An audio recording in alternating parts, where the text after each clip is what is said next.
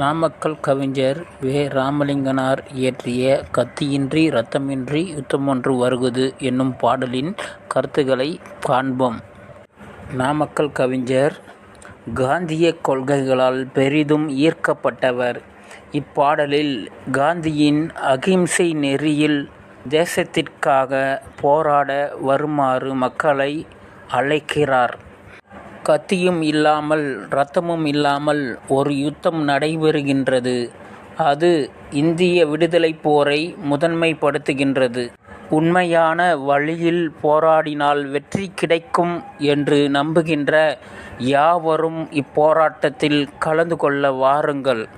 ஒளிந்து கொண்டு பகைவர் மீது குண்டு எறிந்து கொள்ளுகின்ற விருப்பம் இல்லாத இந்த போராட்டத்தை உலகில் வேறு எங்கும் காண முடியாது.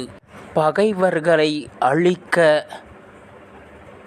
குதிரைப்படை இல்லை, யானைப்படை இல்லை, எதிரி என்று யாரையும் எண்ணுவதில்லை, யார் மீதும் கோபம் இல்லை, அவர்களை வென்றாக வேண்டும் என்று ஆசையும் இல்லை.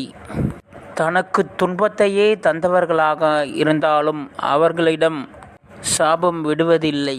பாவத்தின் செய்கைகளை நினைத்து கூட பார்ப்பதில்லை.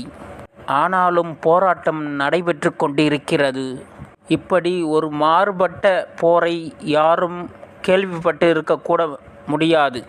நாம் செய்த ஏதோ ஒரு புண்ணியத்தால் காந்தி என்ற சாந்த மனிதனை, மகானை தேசத்தில் நாம் பெற்றுள்ளோம். அவர் காட்டுகின்ற அகிம்சையின் செம்மையான வழியில் மனிதர்களுக்கு எவருக்கும் தீங்கு நேராத நெறியில் நடைபெறுகின்ற இப்போரில் கலந்து கொள்ள அனைவரும் வாரீர் வாரீர் என நாமக்கல் கவிஞர் வே. ராமலிங்கனார் அழைக்கின்றார்.